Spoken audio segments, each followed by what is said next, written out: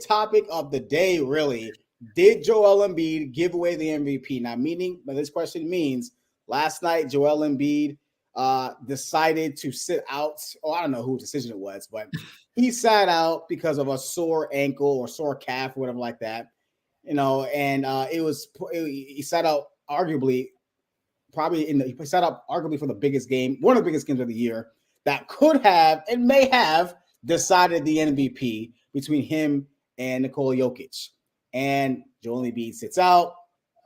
And then lo and behold, Jokic has a pretty good game. Nothing special, just a 40-point triple double, right? And all of a sudden, Vegas now has Nikola Jokic as the front runner to an MVP. Just 2 weeks earlier, it was Joel Embiid, who I was honestly starting to lean that way. But did Joel Embiid literally give the MVP away for not playing in that game last night against Nikola Jokic and the Nuggets? Perception based, absolutely. And let's be honest, even the voters vote perception based. We talked about this last week, and we literally last week. I literally said that Monday, March 27th game could be the key to who wins the MVP. Again, perception based. With Embiid sitting out, did he give away the MVP? He absolutely did. No question about it. He gave it away. And the fact that Joker put up a triple-double in that game just aids him more. Do I believe Joker is the most valuable player? No, because Embiid was out. And the Nuggets only won by 5 with Joker posting a triple-double. The Sixers were still in that game. Now, you could make the argument on the flip side, well, look, Embiid wasn't in there, and the Sixers were still it was still competitive. The Sixers were still in the game. But if you're going to be the MVP and you're going one-on-one, you're going heads up with another team that has an MVP candidate, you got to destroy them. They didn't destroy them. And again, Joker was not a big impact on the defensive side of the ball, and wasn't as big of an impact as Embiid is. So Embiid, did he give it away? Yes.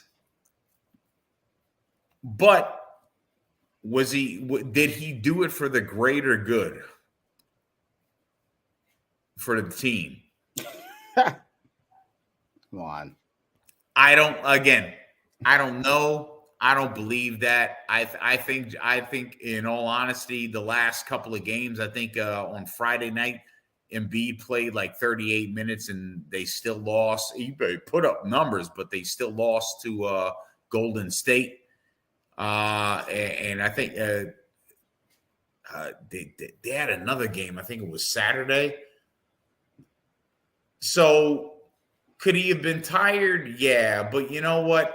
We sit here, we talk about guys pushing through, fighting through. Yep. And this was a moment. It's not about the MVP. It's about the impact that you can have both on your team and their perception of you, but also the impact that you can have on what could potentially be Denver Philly could definitely be a potential NBA final showdown. It could. No, yeah. And you gave that leverage away by sitting down and saying, well, my calf hurts. So while I love Joel Embiid, I think this was a soft move. I think this was a soft play on his part. I think regardless of what you were feeling or how you were feeling, again, I don't know what his body is like. I don't know what his body feels like. This is a guy who came into the league injury prone. But I think this particular game, with I think 6 or 7 games left, you could have given everything you had into this game and taken the next 3 or 4 off, and Philly would still be sitting in the third spot regardless. So many things to say, and you kind of already alluded to it. It's funny because the Embiid camp is defending this, right? The Embiid camp is defending this because of some of the things you said about him being tired, this other stuff. He's never played in Denver.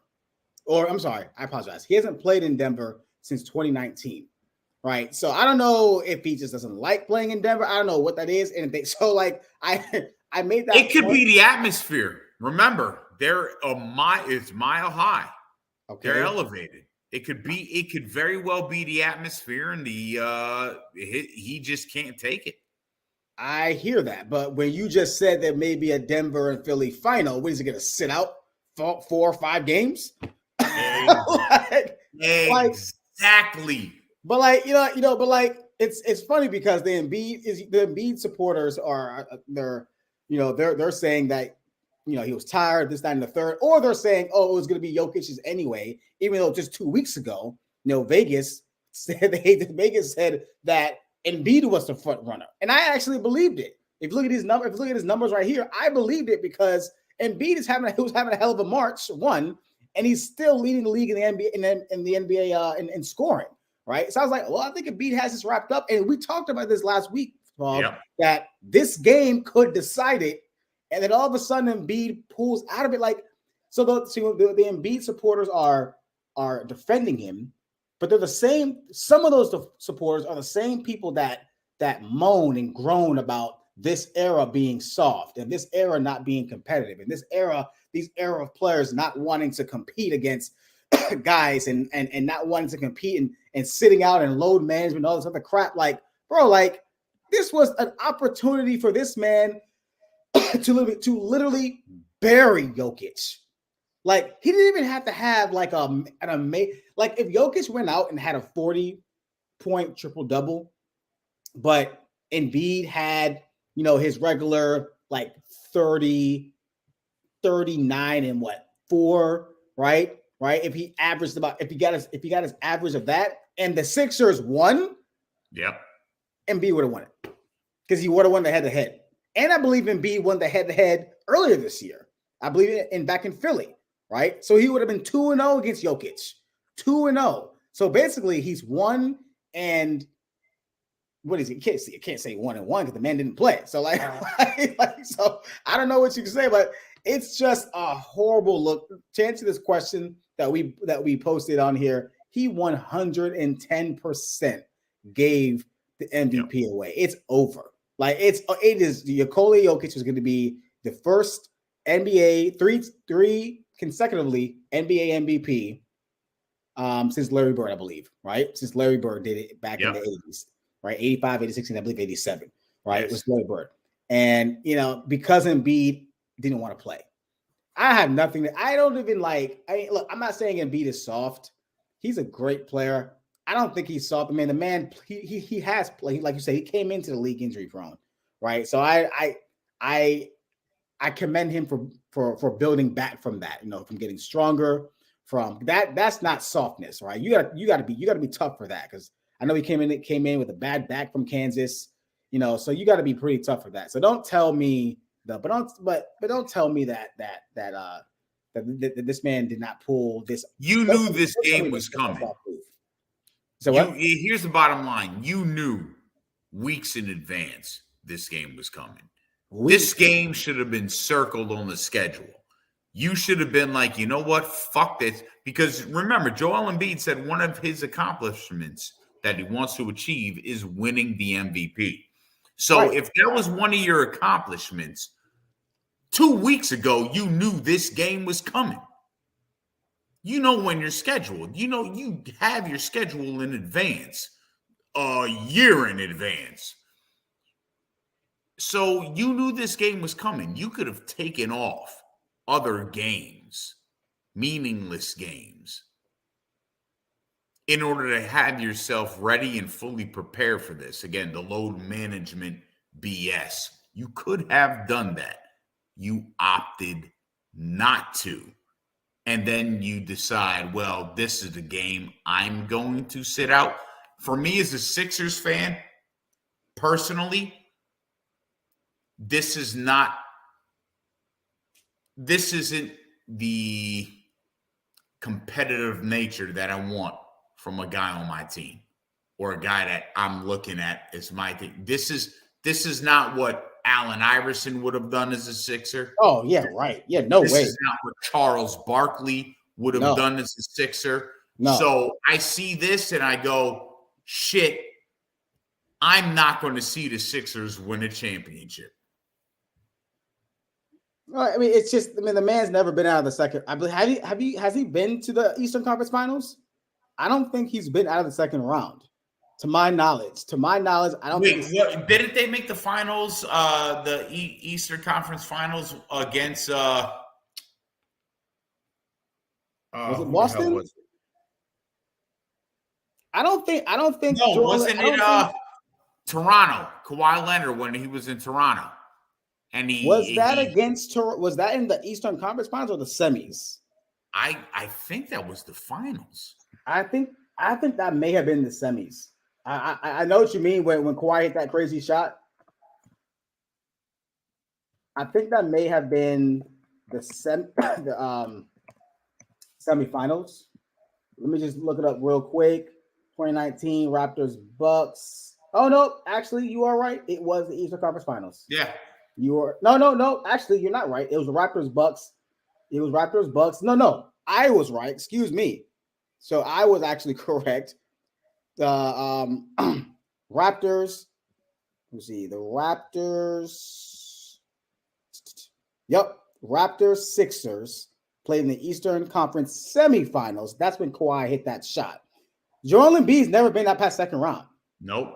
You're right. So, I mean, like, this is not a great omen for you guys. Like, I mean, look, I mean, I don't want to use just one example. I don't want to use just one game to bash him and say this is like a microcosm of his career, or this is something to come. I don't think. I'll use it. I won't do that. I just don't like the fact that he pretty much gave up the MVP, especially when you said his goal was to win it. He literally had it in his hand. I mean, literally, it was being delivered to his house. And then when they found out he wasn't playing, they took a U-turn. Like, that's literally what happened. That MVP trophy was being delivered, and it was going to be his. All he had to do was realistically. I think all he had to do was play in this game, not even win it. Realistically, this year, I'm looking at Joel Embiid, and I was here at the beginning of the year with Embiid and the Sixers.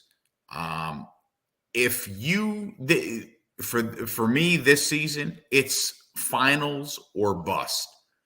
Really? Then what? What happens?